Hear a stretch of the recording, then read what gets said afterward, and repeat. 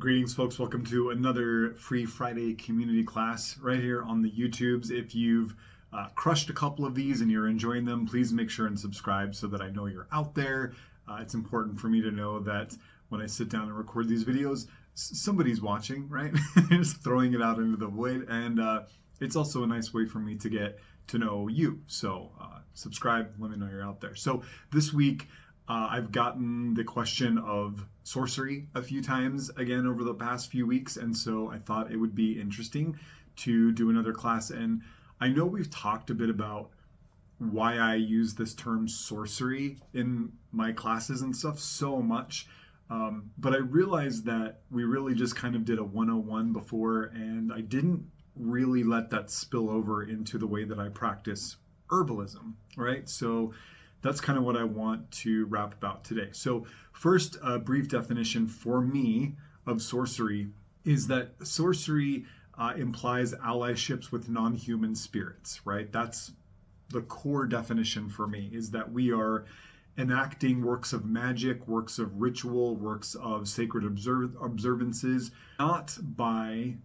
human effort alone, but through our allyships with non-human persons. So that could be sorcery with goetic demons or angels or animal spirits or spirits of place or the fae. And of course, in our discussions, they generally center the allyships of plant spirits, right? So for me, sorcery just implies that we are creating change. We're doing transformative work with the help of non-human persons, plant spirits. And so it probably won't be shocking to you if you've been around for a while here.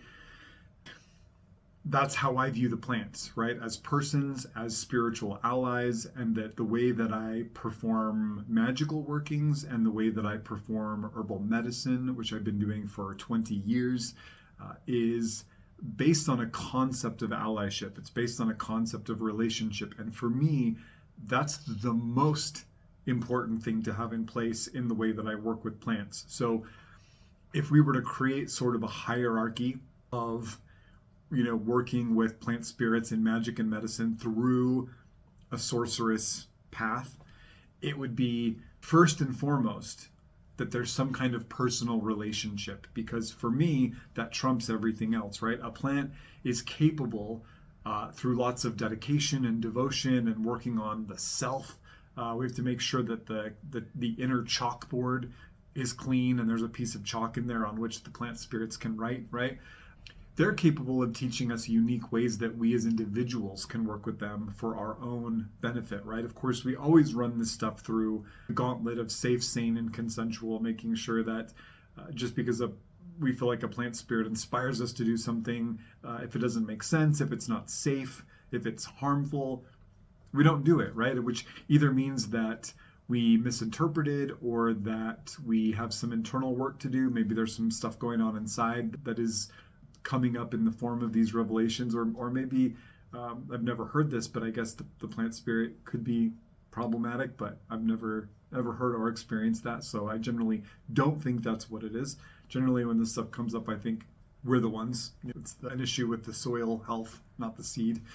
So that's like first and foremost important. And then the next step of most important is understanding the folkloric and established personalities of the plant. So this is where we get into deeper energetics of herbalism, seats of affectation within the physical body with medicinal herbalism, affinities with particular plant spirits in life.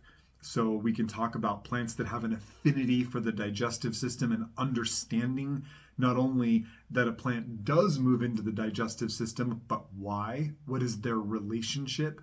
Similarly, we could talk about on the magical level, a plant that has an affinity for abundance or money or finding work, and why that plant moves into that area of our life and why. What's the reason for the relationship? Third would be like having a, really cursory understanding of folkloric aspects of plants or what a plant is good for. And that's not my style, but we have to start somewhere. So if we start from understanding a plant has some relationship with respiratory health or some relationship with protection, that can be our segue into then understanding the deeper energetics and affectations of the plant for those systems, or the way that they influence the system. That a plant can have an affinity for the respiratory system, but that is not enough for good herbalism. It's not enough for good herbal magic, right? Just knowing that an herb is good for the respiratory system doesn't tell us anything. We might as well know nothing, right? We need to know how, why, what are the relationships and the mechanisms of action that that plant tends to take when introduced into the respiratory system. Do they raise respiratory warmth, or do they flush excess warmth out of the system? Do they bring moisture into the lungs, or do they astringe and draw moisture out of the surface tissue of the lungs and into the deep? What's happening, right? We need to know. That's way more important.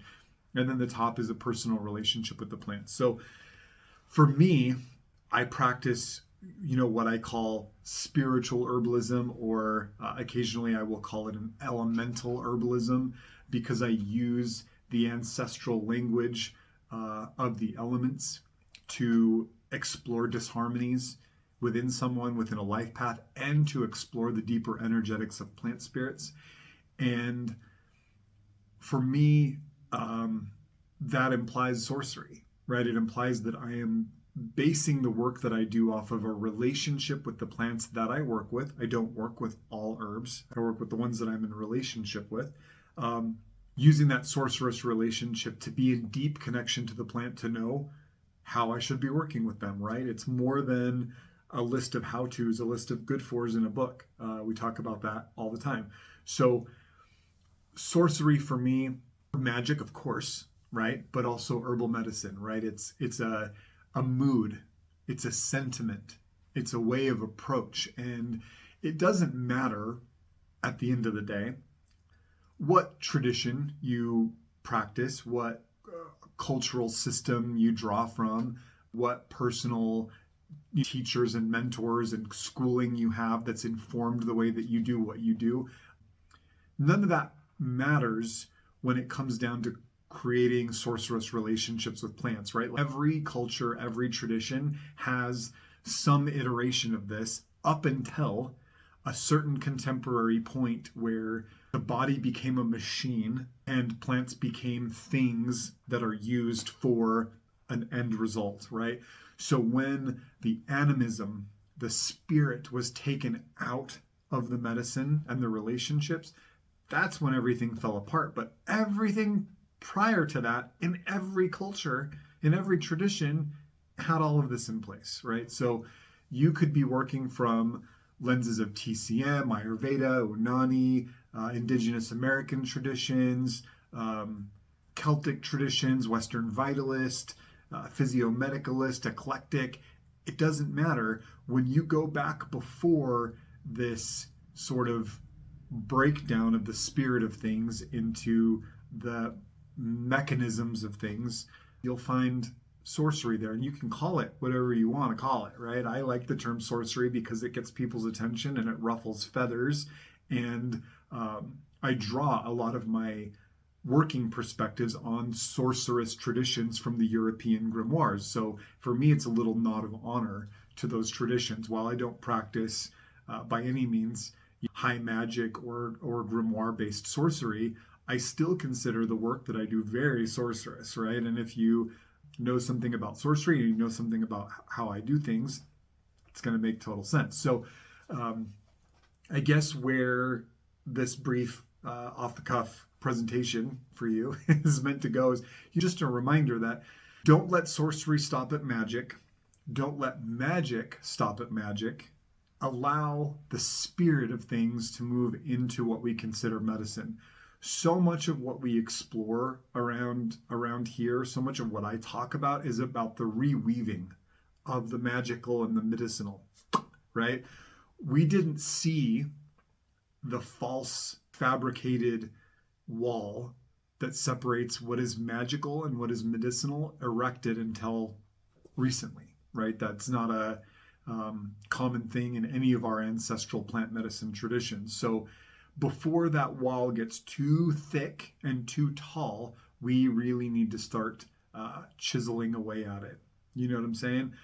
And we need to do that by deconditioning our own minds and our own hearts from seeing that the plants that are used for magic are magical and the plants that are used for medicine are medicinal, and step far enough back from what actually happens in herb magic and what actually happens in healing in herbal medicine and realize they're the same thing. It's the same process. It's the same sorcerous approach. It's the same petitionary relationship-based connection between human practitioner and plant spirit and whomever else to create desired change. Whether that's flushing excess heat out of the liver so somebody can work on their anger problems, or helping somebody feel safer in their home, or find a new job, or heal a relationship, right? Like, why is there any concept of any difference?